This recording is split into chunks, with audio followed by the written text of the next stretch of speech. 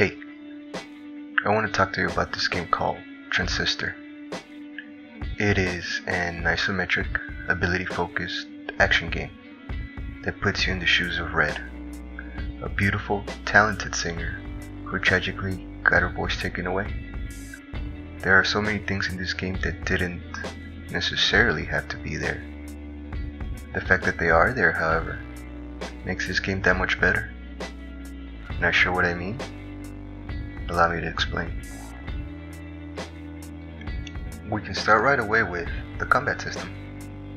Transistor features a combat system that can be broken down into three major parts: real-time combat, turn, and the ability system, aka functions.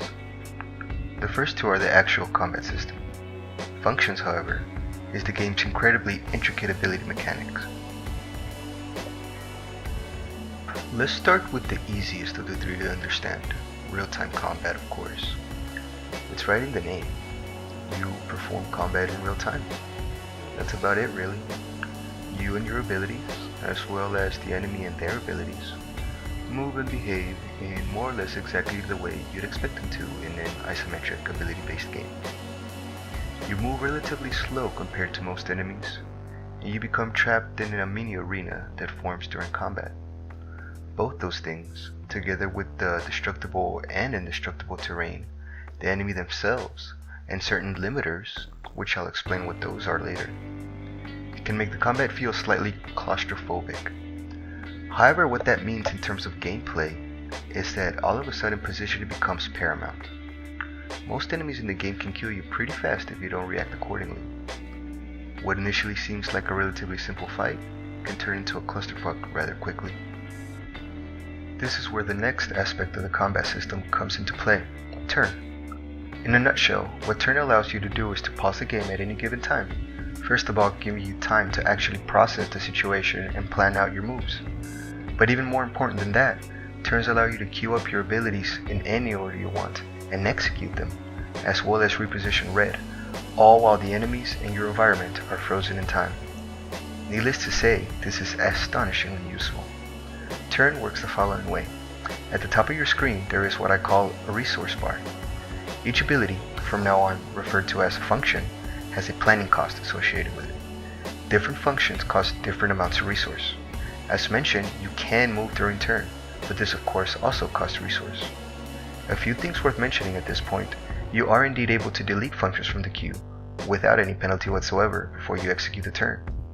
You are also able to aim most functions. Some functions have an area of effect. This is also displayed during turn. If you aim a function at an enemy, you are able to see how much damage that function does to that enemy, as well as a variety of other information. I suppose this is a good time to explain how the backstab and combo features work. When you hit enemies with certain functions from behind, you gain a damage bonus on that function. This is called a backstab. It is indicated to you when function queues up successfully as a backstab. The bonus damage from a backstab is very significant, so much so that having the backstab system adds an additional layer to positioning, because ideally you always want to perform backstabs. I mean, it's free damage, right? Another thing that could be considered free damage is the combo system. All a combo really is using a function followed by a different function. And that's it. You get a bonus damage from that as well. And combos, of course, are also indicated. Now you may be wondering why you would want to use the real-time combat at all, when turn seems so much better. Well, the reality is that both systems have their advantages as well as disadvantages. For example, in real-time combat, most functions have no cooldown at all, allowing you to use them as freely as you want. In turn, however, once you execute your turn, you have to wait a few seconds before using most functions or turn again. There are honestly a great deal more nuances in the turn and combat system, but covering them all would simply take too much time. It's time instead to delve into what some would call the meat of the game. That, of course, is the function system, and oh boy, this one's a doozy. Let's see, where do I even begin? Well, there are a total of 16 different functions that can be unlocked throughout the game. Every single function has 3 different effects that it can be used as, those being the active, upgrade, and passive effects. and this is where things start to get a little crazy. For starters, you can have up to 4 functions equipped as your active functions. These are the functions you will use to perform combat with. As mentioned, all functions can have all 3 effects, so you can have any of the 16 functions, assuming you unlock them, as one of your 4 actives at any given time. Now, stay with me here. Each of the 4 active slots can have up to 2 upgrade slots. This is obviously where the upgrade effects come into play. Essentially, what upgrade effects are is instead of the function being used as an active ability, it is now used as a modifier to an active ability. All of a sudden, you can now add awesome effects to your already awesome active functions, in addition of course to being able to choose your active functions. That's a lot of power the developer is giving to the player, and what gamer doesn't like that? But wait, there's more. I did mention passive effects. No prize for guessing what passive effects are. Self-explanatory. It's worth mentioning, however, that you can have up to 4 passive functions, assuming you've unlocked the slots. You can manage these functions, by the way, via access points located all throughout the game, which also conveniently serve as save points. Now at this point, I could start talking about just how cool all the functions are and explaining some of the awesome combinations. But that's absolutely the kind of thing that's better experienced for oneself at one's own pace. The developers even went as far as to include self-imposed handicaps in the form of limiters, as well as enemies that get stronger and gain new abilities over time. I'd love to cover both these features in detail, but the video is already getting long, and I have so much to talk about still. I'd like to shift our focus now from mechanics to overall art direction and theme. Now I should mention that up until this point I've been more or less explaining mechanics, not really giving my opinion too much.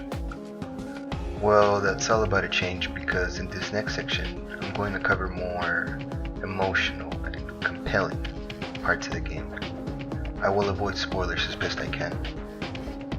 As you probably already saw and heard, as all the music in this video comes directly from the game's original soundtrack, the game has what I would call a rather gorgeous visual and audio aesthetic. It is the big part of what makes the game so compelling, really. You really do just want to experience the atmosphere the game provides. Now might be the time to mention that during the entirety of the game, the transistor itself, your weapon, speaks to you. In this game, your weapon is as big a character in the story as you are. As I mentioned in the beginning, Red, the character you play as, is a singer who lost her voice. Hence, the transistor not only serves as a weapon, but as your voice, even though itself is a completely different entity. This ties nicely into the other characters of the game. Transistor, the game, not the weapon, has a nifty little mechanic. Basically, most if not all the characters in the game are your abilities. That's right. Your functions themselves are also characters in the game. I won't go into how this happens, as I do want to avoid spoilers as much as possible, but suffice it to say that your functions are actual, interesting, vibrant characters, complete with a backstory. The way you acquire these backstories, by the way, is also interesting. Rather than just have the lore forced on you, one must go out of their way to uncover it. Remember how each function has 3 different effects? Well, all functions, who remember are also characters, also have 3 paragraphs or backstory that can be unlocked by using said functions in each of the 3 different slots. It's quite brilliant actually. If you want to get to know these characters further, you are then forced to change up your gameplay throughout the game as well, because you do get new functions more or less throughout the whole game. This is such an elegant way of enticing players to experience every single function in every single slot. By now, you may or may not have started getting the picture that this game put a great deal of effort into making sure it was as far from generic as possible. Everything in this game just bursts with character and flavor. For example, throughout the game you find these so-called OVC terminals.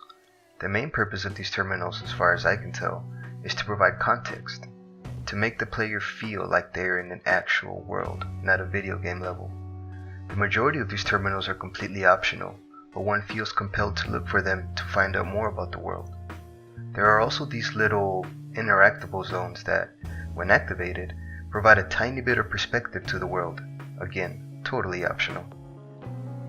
There is even a hum button, for Christ's sake. The developers put time and effort into not only producing an original soundtrack for the game, but also converting the majority of that soundtrack into humming music. That's right, hums. And let me tell you, these humming tracks are spectacular. The hum button serves no practical purpose whatsoever other than to advance the story in one single part in the game. But it's there throughout the whole game. Obviously the developers didn't have to include a hum button, but they did, because they felt it would add something special to the game. And you know what? They were absolutely right. One last thing I'd like to touch on before I wrap things up is the tone and the mood of the game. Let me be frank about it, this is not a happy game. This game has a sort of evolving theme, but if I had to use one word to describe it, it would be hopelessness, or perhaps desperation. I won't go into details, but there are some parts in the game that connected with me on an emotional level not easily reached. Your mileage will vary, of course, but I find it hard to believe you won't get some sort of response, especially from the last 20 minutes or so. There are honestly many more things I could talk about in this game, but I feel the video has gone on long enough. I do feel, however, that I need to mention that while I absolutely love this game, I do know that it's not perfect. For example, it is fairly short and very linear. However, it does feature a New Game Plus mode. Also, the targeting system during turn doesn't cooperate all the time. But these are honestly minor complaints and are easily overlooked once you take the game as a whole. I can easily say that, in my opinion, Transistor is one of the best games ever made. Not the best, but one of the best. The amount of tender love and care poured into this game by its developers is obvious from the first 30 seconds of playing. If you enjoyed this video, I plan on making a more in-depth video with spoilers this time, discussing the story and message of the game, so keep an eye out for that. For now, I'll leave you with me humming a victory song in front of the corpse of the second boss. This wasn't required in the game or anything, by the way, I just felt like doing it, so I did. Thank you for watching.